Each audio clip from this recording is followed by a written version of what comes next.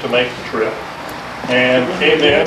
She spied out the land, figured out a place where they wanted to build, fenced, split rails, and fenced in a spring to hold it. Went back home and got family and friends, and came back. Scotch-Irish Protestant, which is the way, of course, that so many people came in and settled the Ozarks. And I would be very surprised if Douglas County were that much different in the type of settlement. So I consider myself, I guess, something of a professional Ozarker, being an Ozarker, and I've worked for several years, a colleague and I, in publishing a magazine called Ozarks Watch, and I just enjoy everything having to do with the Ozarks. The other thing that needs to be known about me, as you said, I was with Southwest Missouri State University for about 85 years until I retired. And well, thank a couple of you for chuckling at that here. The Red Dog just sit there and say, yes, 85, that makes sense there.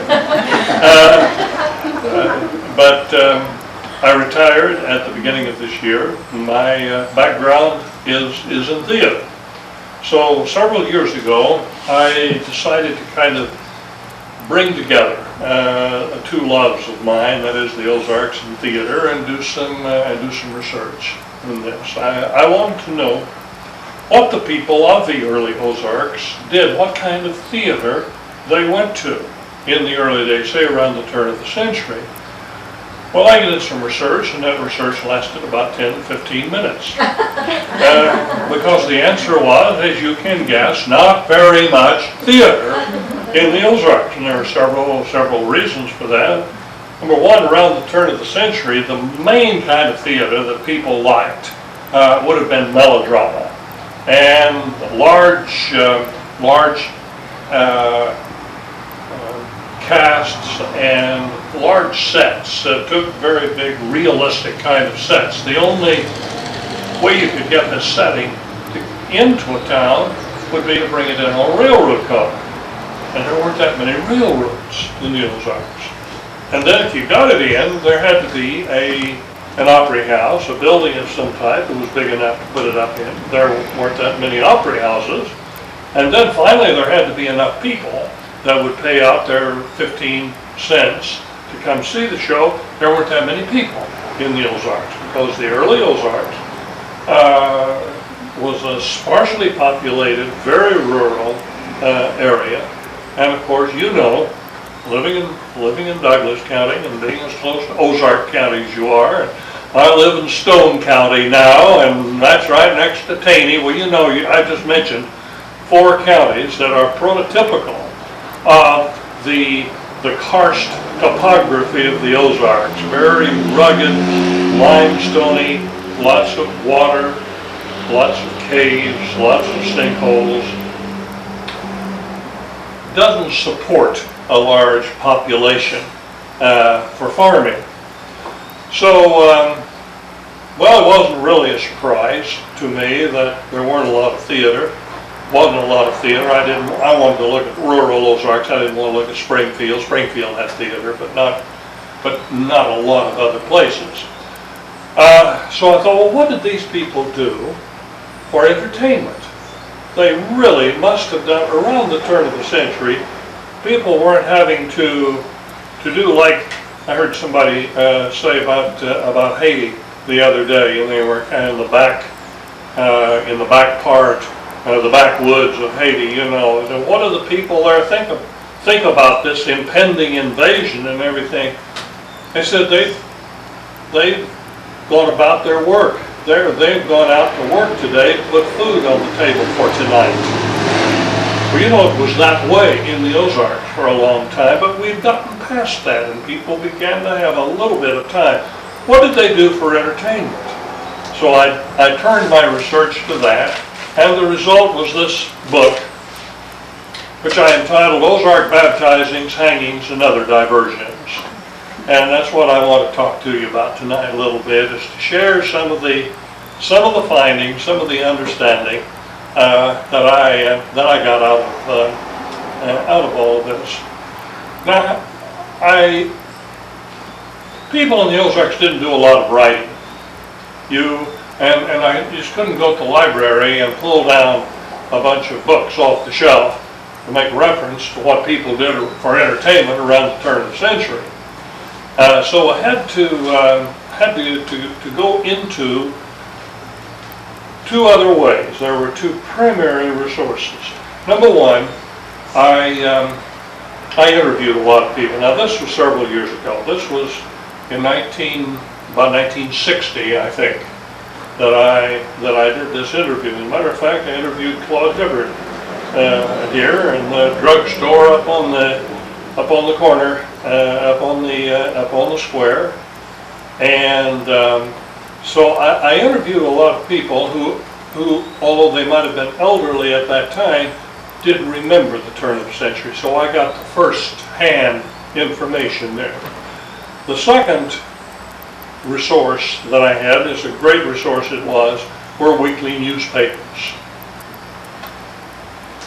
There were 54 weekly newspapers being published in 12 county areas, centered right around those 4 counties that I mentioned a moment ago.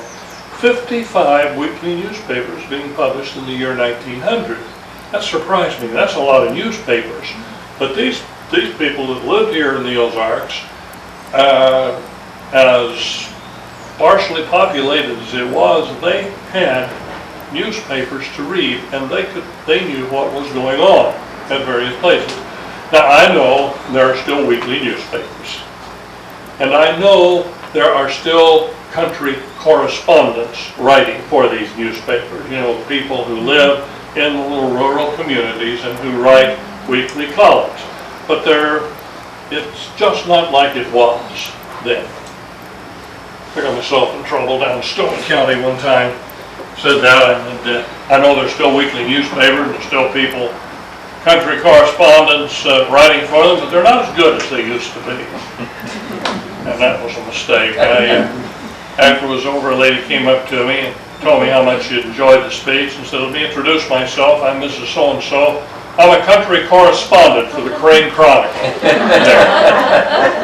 And well, I'm sure you must be an exception, but she really wasn't an exception. And I want to tell you what. I'm going to reach in my pocket, pull out some cards here. You may have figured out by now that I could probably keep talking without the cards. These are not so much to remind me of what I'm going to say as to remind you that most of what I'm going to be talking to you about here in the next few minutes are not my ideas. They're not my words. They're the words that people wrote in the newspapers or spoke into my tape recorder. And I want to get the words right because they are so important. Now, let me give you an example of what I'm talking about on this country correspondent bit. Down in Berry County, in the year 1900, there had been a dance held at a private home, and there had been some trouble of some type at that dance, and it was written up in the paper, in the Cassville Republic. This is the way that it was written. The hop at Mr. Richards resulted badly. Mr. Richards caught Marion Pippins with his arm around his wife's neck and went for him with an old broken file. Pippins ran out of the room and started for home on a run. He had Big Sugar Creek to cross, and when he come to it, he thought Richards was still after him. He was afoot, and he hit the water like a frog all spraddled out. Water ran up to his armpits, and he went 3 miles in that shape, wet and wetter on a cool, frosty night. Now you don't find writing like that.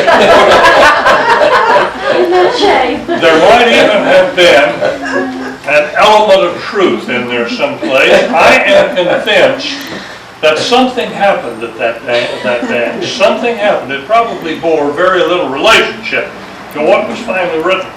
My son, paraphrasing Mark Twain, says that the Ozarker has a great tendency to improve the truth. And I think perhaps the truth might have been improved just a little bit there. Well, in addition, in the newspapers, in addition to the people being they're being written for by country correspondents, there were other things. There were exchange items that would be printed in there, borrowed from other newspapers. There would be sometimes columns,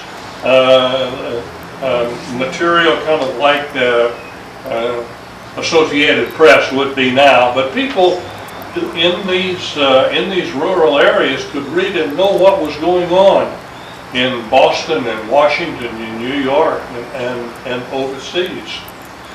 But another good source of information for me, of course, were the editors. The editors wrote for their papers, and the editors made a tremendous difference in the newspaper. The editors put their own stamp of personality on a newspaper. I could be reading a run of newspapers and tell when editors change because the character, the nature of the newspaper would change. It's not like that now. A friend of mine, a retired newspaper man, says you can go from coast to coast, from one city to another, and read the newspapers in each city, and you can't tell the difference. In a McJournalism, he calls it there. Well, there was no McJournalism back then. The editors considered themselves to be one-man chambers of commerce. They considered themselves to be social arbiters. And occasionally, they would even be drama critics. Now, while there weren't a whole lot of theatrical productions in the Ozarks, there were a number of shows, of entertainments that would come through. And they would be in, they might come through and be in Ava one night, and be in Bruner another night, and be in Sparta another night, and be in Ozark the next night, you know. They would often rent a hall, a small space in town, and print up tickets, charge 10 cents or so for them. They would send the editor copies of these, the complimentary tickets. The editor knew what he was to do with them. He advertised, put on his Chamber of Commerce hat, advertised the show, urged people to come out.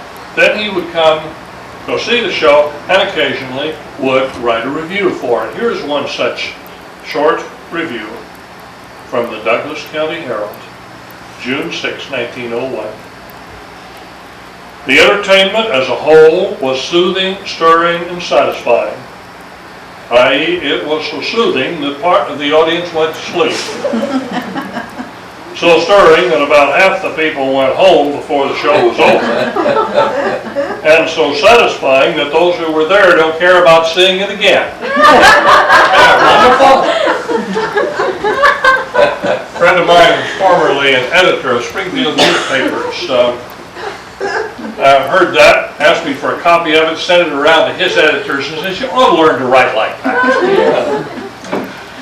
And then, of course, I told you that I interviewed a lot of old-timers, and the old-timers just had a wonderful way of speaking, a wonderful flow and rhythm. One of my favorites was Uncle Joe Cranfield, who lived down at Cassim Mills in Taney County. Uncle Joe was a retired Baptist minister, a faith healer. And when I asked Uncle Joe what he had done for entertainment as a boy, everything that he spoke about was related to the church. He said, I'd give $100 right now to go to a good old-fashioned camp meeting for 30 days. I talked to a bunch of Methodists the other day, and they thought 30 days at a camp meeting was a bit much. But Uncle Joe convinced me that they really did spend lots of time in the fall of the year after the crops were laid by at camp meetings. And I'll get to a little bit and show you that religious activities were extremely important in the entertainment life of these Ozarkers. Well, Uncle Joe told me about one of these camp meetings that was held down in southern Taney County, just almost on the Arkansas border. And he went on to say that it really wasn't very successful. Well, you know what success at a camp meeting is? It's the number of people that come, just the amount of money that's put in the offering plate. Those are important, but the really important thing, the thing that measures success at a camp meeting, of course, the number of people who are converted. The number of people who are converted and join the church as a result of this. This one hadn't been very successful. So he said they decided to try something different. Then they decided to try a testimony meeting. He looked at me, and I guess he figured a Lutheran like I am wouldn't know what a testimony meeting was. He said, you know what testimony is that's where you tell what you've been doing and how you felt about it and what you wanted and what the Lord had done for you. He says, that's testimony. Well, he told about this meeting. He said they started this meeting one time about half an hour before the preaching was scheduled to begin. And this is the way he told it. Now this is just exactly as he told it into my tape recorder. Listen to the rhythm of the flow. It's almost poetic prose, I think. Uncle Joe said there was no lady got up from Arkansas and she started in. She said when I first went to Arkansas there was no Christians down there that I knowed of but myself. Says I finally got acquainted with the neighbor woman, a Christian. She belonged to my church. Said we'd get out and meet in the woods and have prayers, and that was all we could do, and kiss each other, and we'd separate. She said it was like pulling water over a pulley. You could just feel that spirit come down.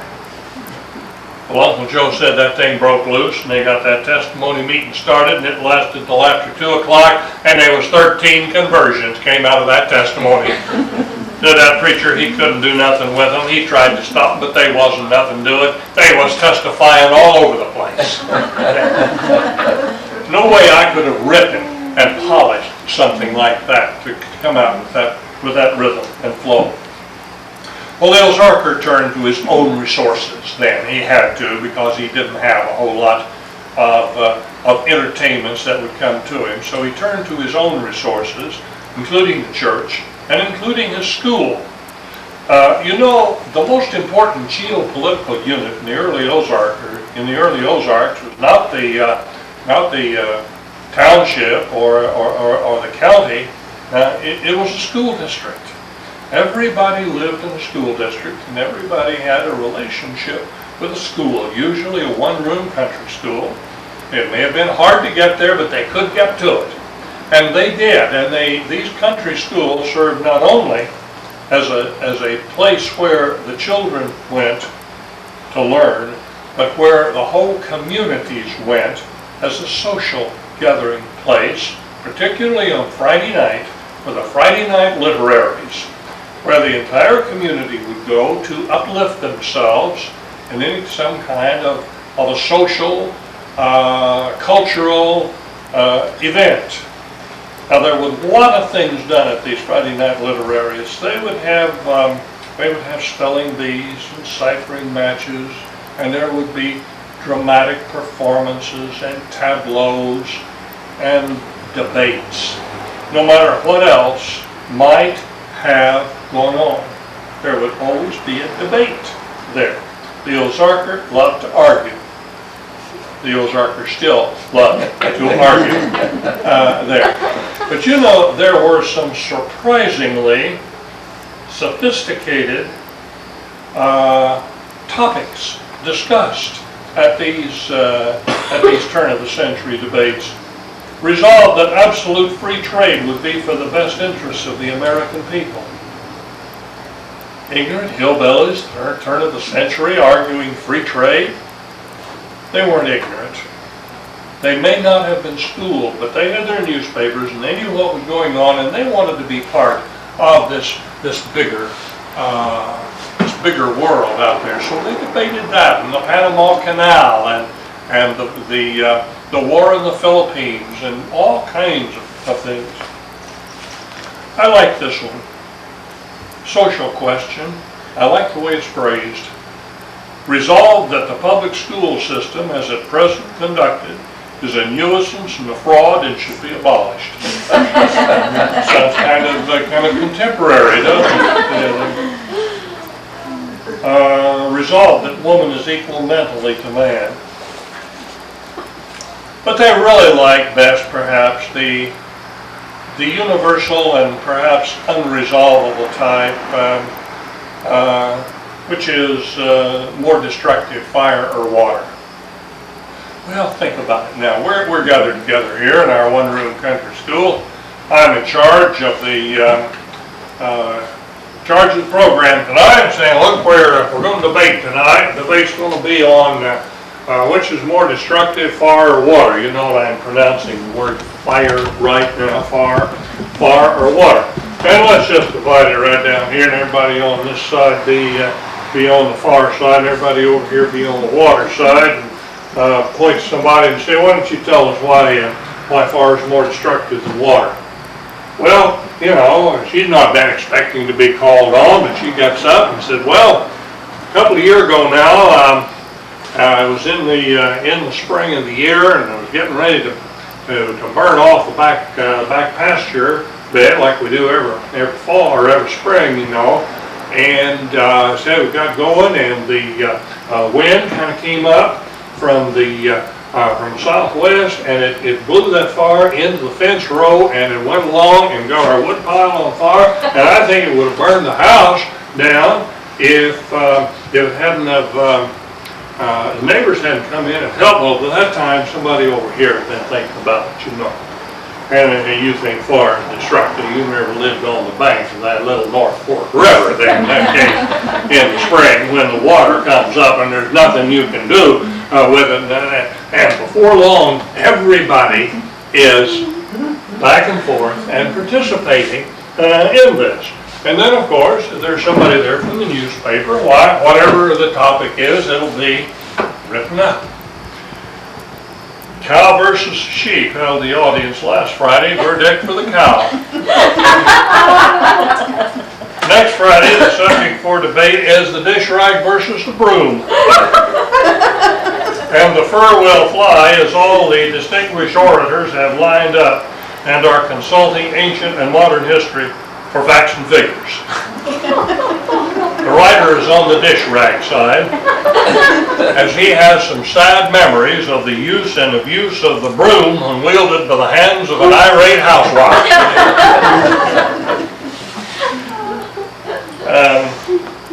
The literary at Scott Schoolhouse, it's in Greene County, was to debate the topic resolved that woman is more attracting to the eye of man than monkeys. Well, now, a correspondent with a sense of fair play wrote in and said, now, just how many monkeys will be present at the aforesaid debate to bear witness just how attractive a woman is to a monkey's eye?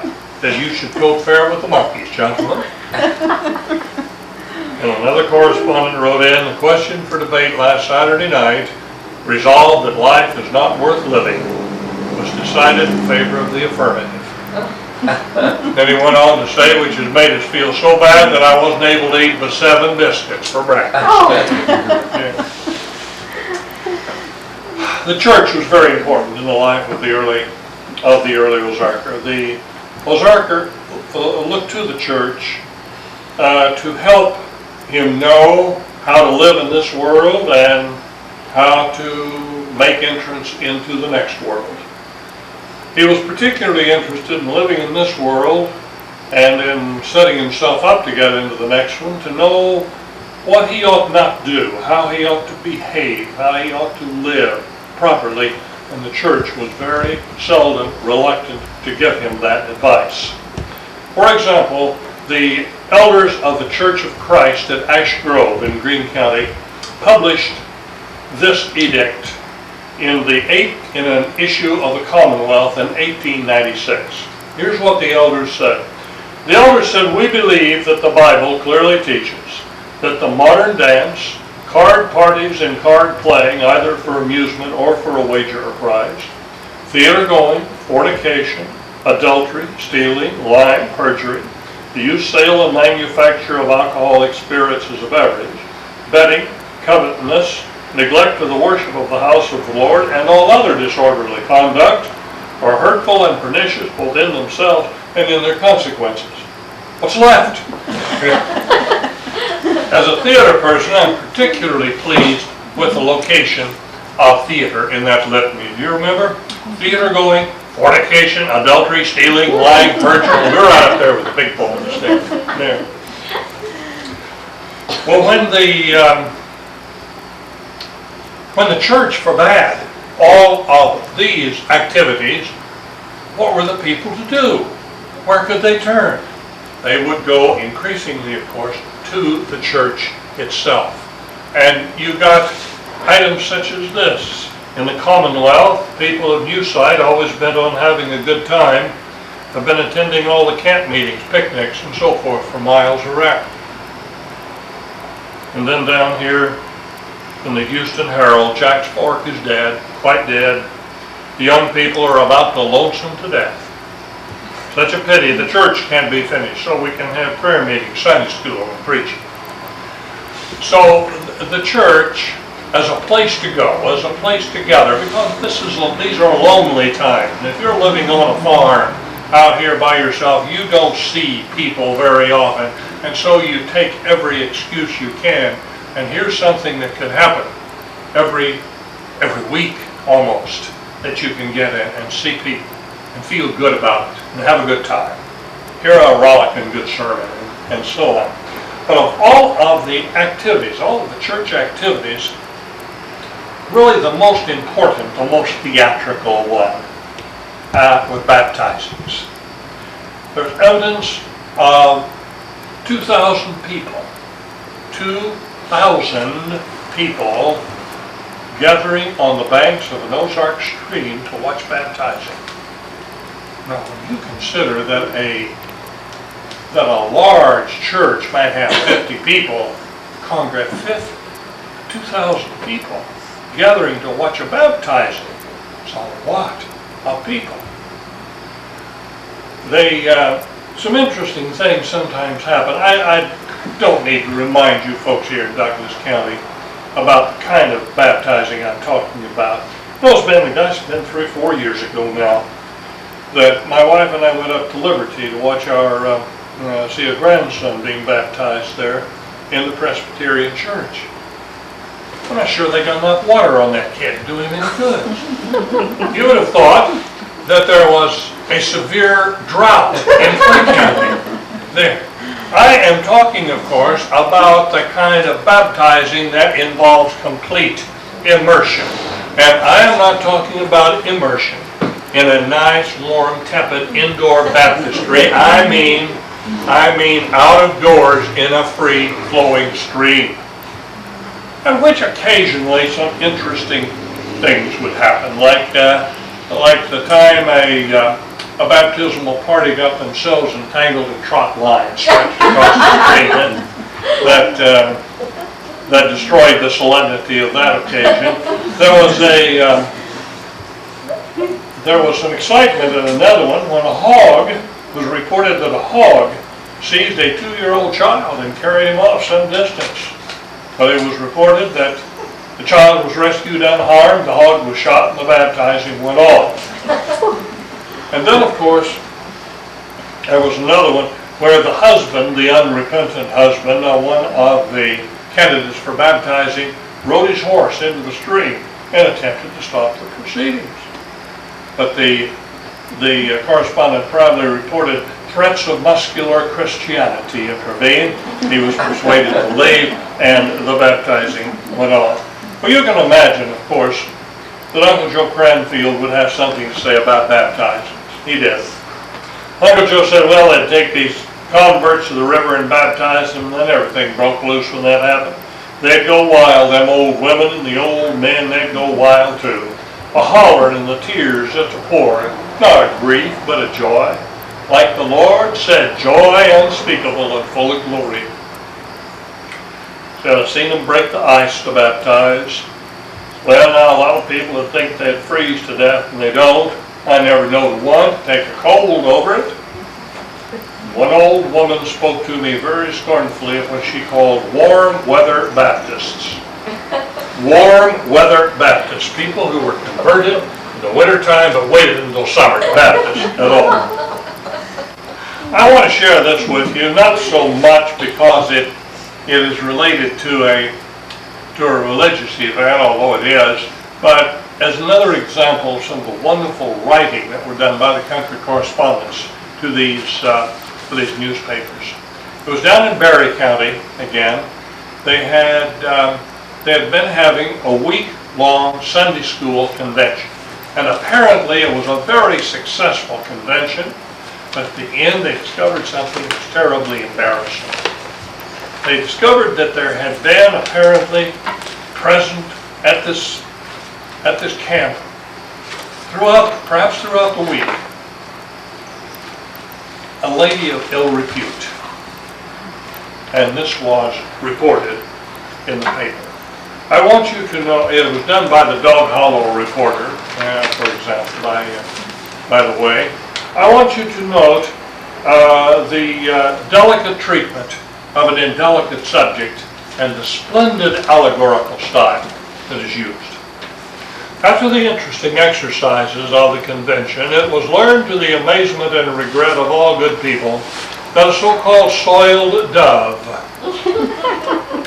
claiming to have flown from Springfield, had lit in the brush near the schoolhouse, and by her cooing was attracting the attention of a certain uncertain class of young men. But no such conduct could last long in this community, for upon the proper complaint being filed before Squire Patton, the soiled dove was soon coyed out of the brush by Constable Amos, and soon escorted to the pigeonhole in Cassville, there to mourn while awaiting further development.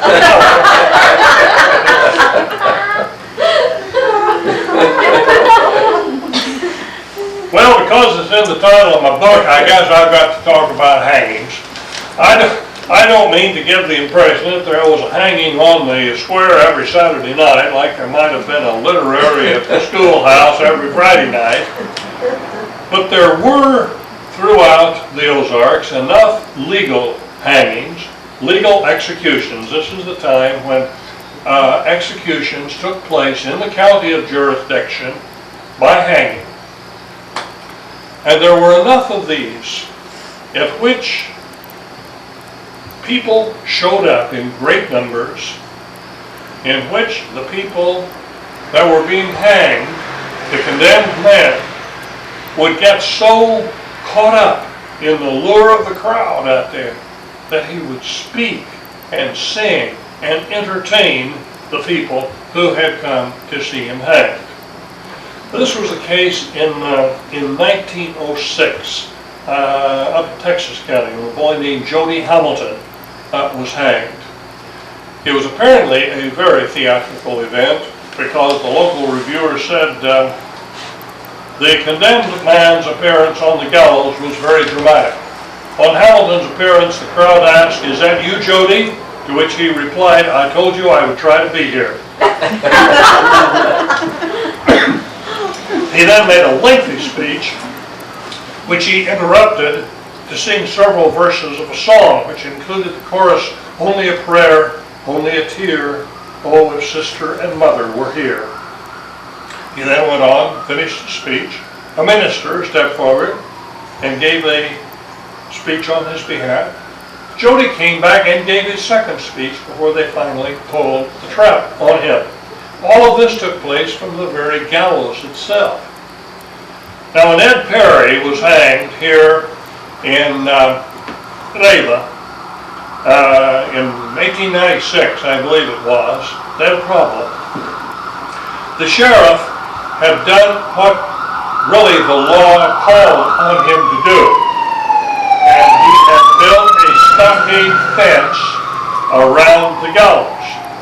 And only about 300 people could get behind the stockade fence to watch the hanging.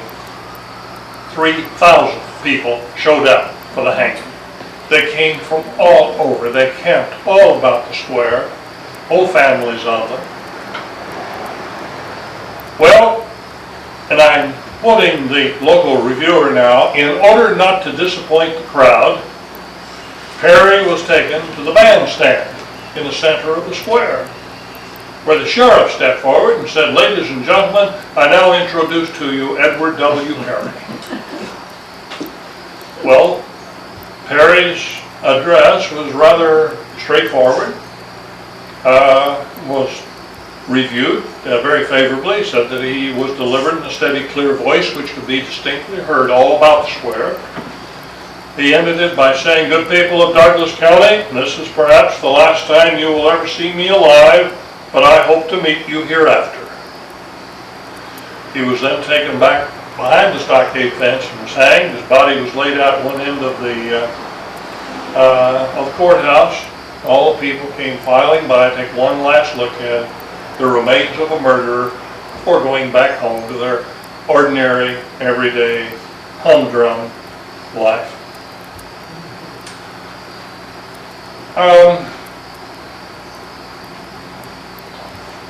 I need to talk to you a little bit in closing here, I think, about audience behavior, what I call audience behavior.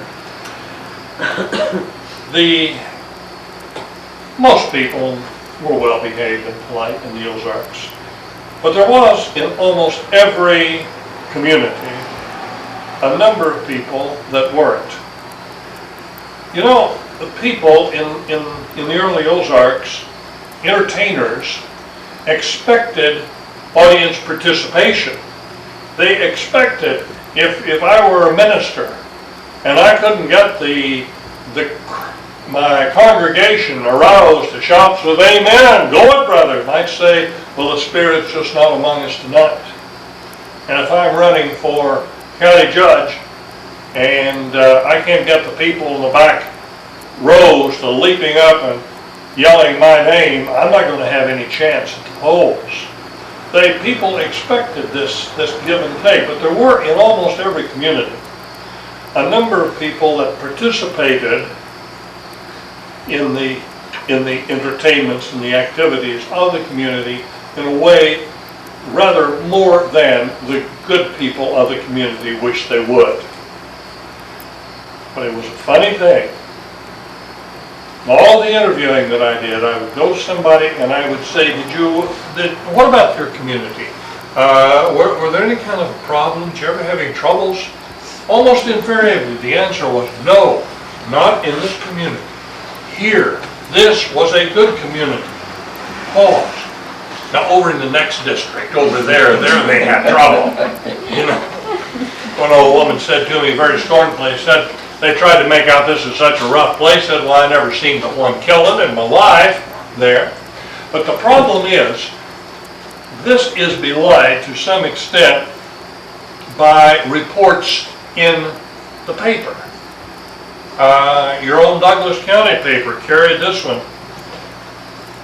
"Whiskey and blood flowed freely for several hours to the entire disgust of the respectable citizens of the county. Last Saturday night, a crowd of young bloods came to the meeting with plenty of fighting whiskey both outside and in. It was not long until the fight and the whiskey began to work and the boys went at it fist and skull." And then down in West Plains, down in Howell County, one man in prison said he was going to kiss every lady present, but was promptly knocked out by one of the ladies.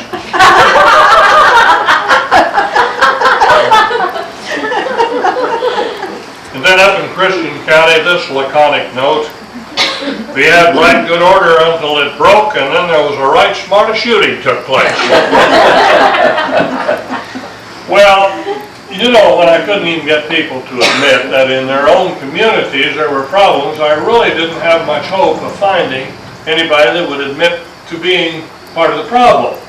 But I finally did, back in the heart of deepest Ozark County. Wouldn't you know it being Ozark County? The heart of deepest Ozark County, I found an old boy who had obviously been one of these early hell raisers, was very proud of it, but was a little bit reluctant to talk to me into my tape recorder about it until I promised him that I would not use his real name. So I called him Squig Hensley, and I'd like to close by giving you 3 quotes from Squig. Now let's go interview Squig Hensley.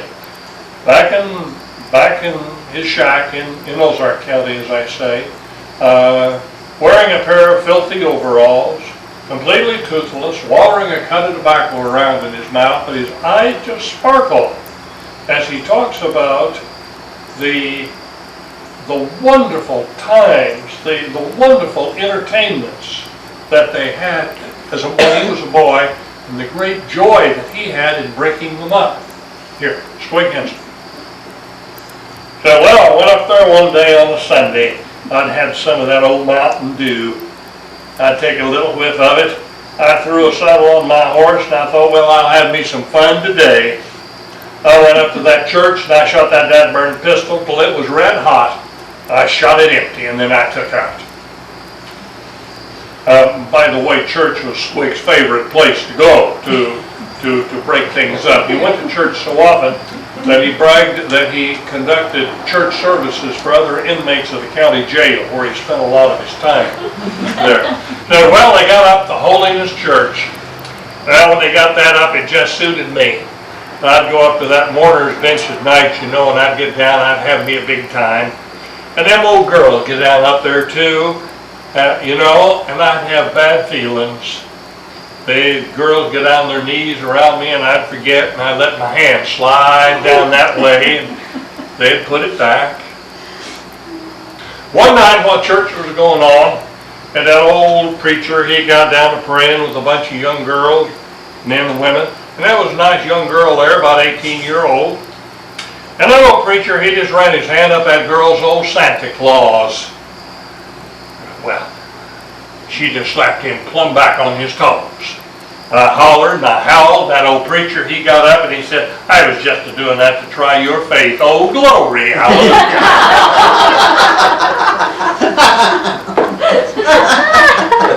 Well, folks, I'm ready to take your testimony now. I hope all these are in your book. Pardon me? I hope all these are in your book. These and lots more. Lots more. Yep. I think your book is down here at the Douglas County Library if anybody wants to read it. Good. So I've been hearing that it's in there and it's really Good. Well, I'm glad. I would be disappointed if there weren't. Yeah. And in an Ozarks County Library there. I used to go around, people would say, where can we get your book? And I'd say, well, you can write to the University of Oklahoma Press and give them the address, and that was not very satisfactory, so I gave up and started carrying them with me. If anybody would like one, they're $13. Actually, they're $12.95, but I make a profit on them. I don't like to change. And I'm not here to push that because the Missouri Humanities Council is very good to us. She has, it just happens to have yeah. a picture of a baptizing from February of 1921. February 18th. It looks people in the crowd. So that wasn't warm weather baptized. They're lined up. Yeah, right. Well, it's not, I have a picture on my book, in my book, of, it's a wonderful long, it's a photograph, and it's taken from long and high, and it's of a river. A kind of a bit of a serpentine river, and the river is obviously frozen and has snow on it, except for a black streak that comes out from the side of the river and a little keyhole out there where there are some people out baptizing. They have broken that out. I'm a warm weather Baptist, believe me. Interesting. It was actually November 18th, 1921. Yeah. And see how cold it was, and the baby, they got it wrapped in blankets up on the blanket. So those were that was my grandmother, my mother's. Where was this, do you know? Yes, it was on near Finley River. It was the river is called Stewart Creek. It's between Finley and James River. This is it's obviously been built up here as not a dam probably, but a dike of some No, kind. it was just a place where they had baptizings. Really? There? And, That's an interesting, see, I'm 77, and that was, my mother would be 93. And she, of course, lived to be 87 before she died. But that was her baptizing. yeah. And the other two ladies there were waiting in line to be baptized also. My mother sings such things. When I read that you was from Mitchell Baptizing, Yeah. I went to my album. I bet it was a lot of fun going around getting your. Oh, yes, it really was. This is interesting that they made a postcard out of Yes, it was a baptizing postcard. also.